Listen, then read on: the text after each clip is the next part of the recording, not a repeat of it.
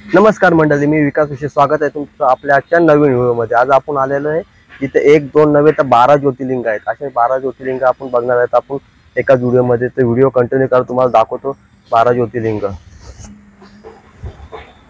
बघू शकता प्रसिद्ध अशा विद्यापीठात आपण आलेलो आहे। आपल्याला हे बघ इथनं जायचं आहे विद्यापीठामध्ये। आपण इथनं एंट्री करू।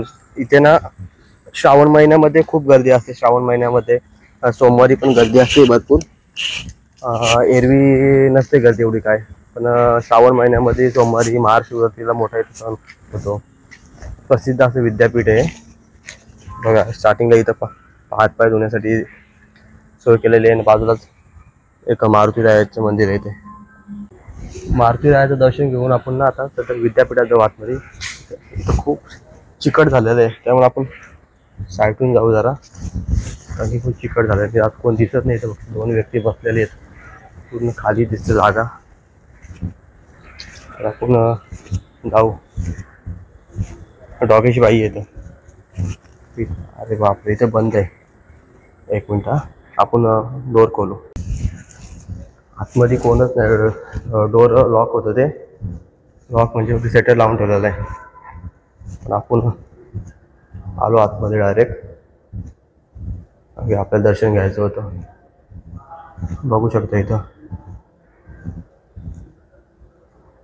शंकराची मूर्ती आहे, खाली शंकराची पिंड पण आहे। इथे बाजूला इथे विठू रखमाई आणि इकडे पण बघू शकता राम आणि सीता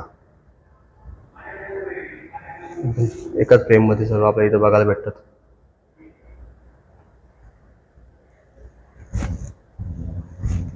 भारी वाटतं म्हणजे इथे आलो का। दर्शन घेतो। चला, दर्शन तर घेऊन झालं आपलं। आता ना आपण ना बाजूला आपलं एक मंदिर आहे, होऊ शकता त्या मंदिरामध्ये जाऊ आपण। बघू आतमध्ये मंदिरामध्ये कोणती मूर्ती आहे। आपल्याला मंदिरात जाऊ आपण।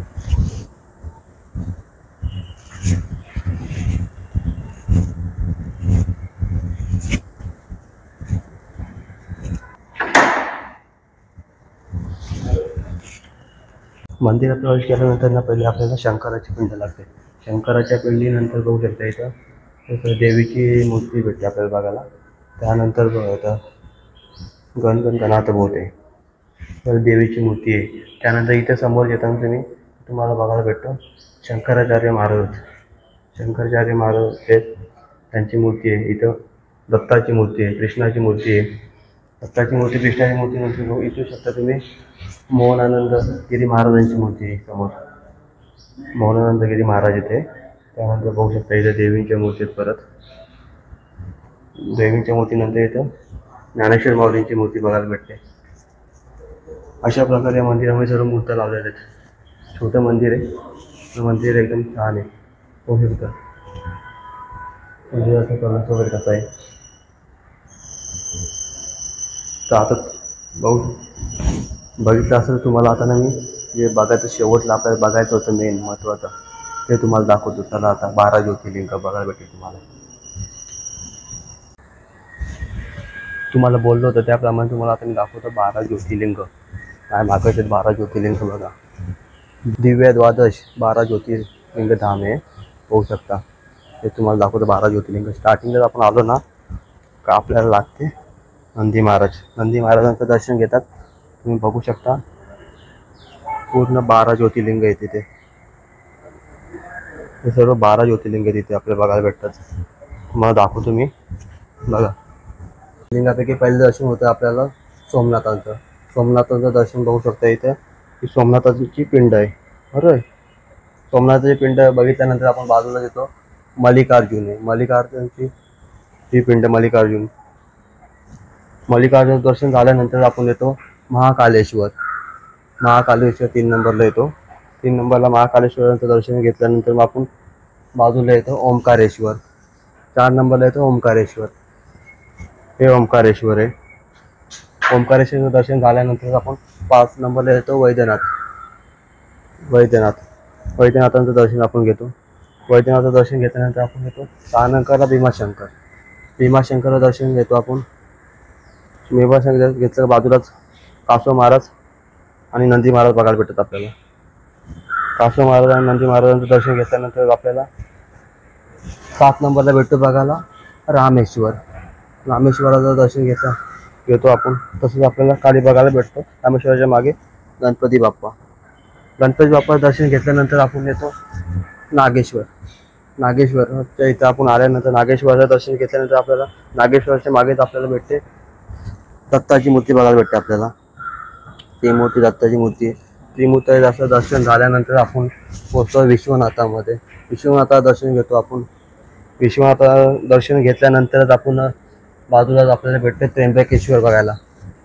त्र्यंबकेश्वर हे त्र्यंबकेश्वर आहे. त्र्यंबकेश्वर त्या पिंडीचं दर्शन घेतल्यानंतर आपण येतो केदारनाथामध्ये.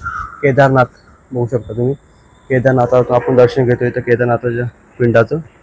बाजूलाच आपलं शेवटचं आहे 12वं ज्योतिर्लिंग घृणेश्वर. हे बघू शकता तुम्ही घृणेश्वर 12वं ज्योतिर्लिंग आहे. अशा प्रकारे सर्व हे 12 ज्योतिर्लिंग आहेत.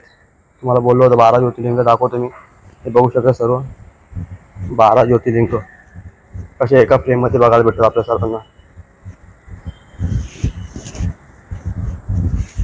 पूर्ण 12 ज्योतिर्लिंग आहे ते एकाच फ्रेममध्ये सर्व 12 ज्योतिर्लिंग लावलेले आहे तिथे बघू शकता. 12 ज्योतिर्लिंगाचं दर्शन घेऊनच हा पूर्ण मंदिराचा परिसर पण बघू शकता तुम्ही. एकदम शांत परिसर, कोणच नाही. माझ्याशिवाय इथे मी एकटाच आहे. 2 व्यक्ती होते ते पण निघून गेलेले आहेत. एकदम शांत वातावरण आहे. शांत वातावरण. तुम्हाला जर इथं यायचं असेल तर कमेंट करा. कमेंटमध्ये तुम्हाला मी ॲड्रेस देतो. ॲड्रेसवरती तुम्ही येऊ शकता. लोकेशन काय तुम्हाला मी कमेंटमध्ये देईल. तुम्हाला टेन्शन नका घेऊ. शांत वातावरण एकदम आहे 12 ज्योतिर्लिंगाचं. तर मंडळी व्हिडिओचा शेवट आपण इथंच करतोय. आजची व्हिडिओ तुम्हाला कशी वाटली ते कमेंट्समध्ये नक्कीच सांगा. आणि लाईक आणि शेअर करायला विसरू नका. जर तुम्ही आपल्या चॅनलमध्ये नवीन असाल तर सबस्क्राईब करायला पण विसरू नका. आणि त्याच्या बाजूला बेल आयकॉनचं बटन आहे ते पण दाबा, जेणेकरून तुम्हाला आपल्या अशाच नवीन व्हिडिओ आपल्याला तुम्हाला दाखवण्याचा प्रयत्न करू आपण आपल्या व्हिडिओच्या माध्यमातून. चला भेटू आपण पुढच्या व्हिडिओमध्ये. Bye bye.